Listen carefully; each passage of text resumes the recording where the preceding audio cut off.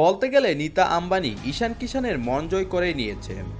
জি হ্যাঁ, গতকাল গড়ের মাঠে মুম্বাই ইন্ডিয়ান্সের সঙ্গে লড়াই করতে পারল না সানরাইজার্স হায়দ্রাবাদ।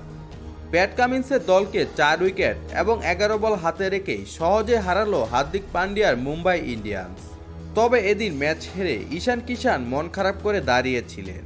ঠিক তখনই মুম্বাই ইন্ডিয়ান্স টিমের মালিক নীতা আম্বানি ছুটে যান ঈশান কিষানের কাছে এবং তাকে গালে হাত দিয়ে সান্ত্বনা দেন। একসময় মুম্বাই ইন্ডিয়ান্স টিমে খেলতেন ঈশান কিষান, তবে গত বছর তাকে ছেড়ে দেয় মুম্বাই ইন্ডিয়ান্স। এদিন লক্ষ্য ছিল মাত্র 163 রানের। এদিন রোহিত শর্মার ব্যাটে রান তাড়ায় ভালো সূচনা পায় মুম্বাই ইন্ডিয়ান্স। 16 বলে 3 ছক্কায় 26 রান করে দিয়ে যান রোহিত। এরপর দলকে অনেকটা পথ এগিয়ে দেন উইল জ্যাক্স এবং সূর্যকুমার যাদব। এর আগে মুম্বাইয়ের বোলারদের নিয়ন্ত্রিত বোলিংয়ে সানরাইজার্স হায়দ্রাবাদে ইনিংস থেমে যায় 5 উইকেটে 162 রানেই।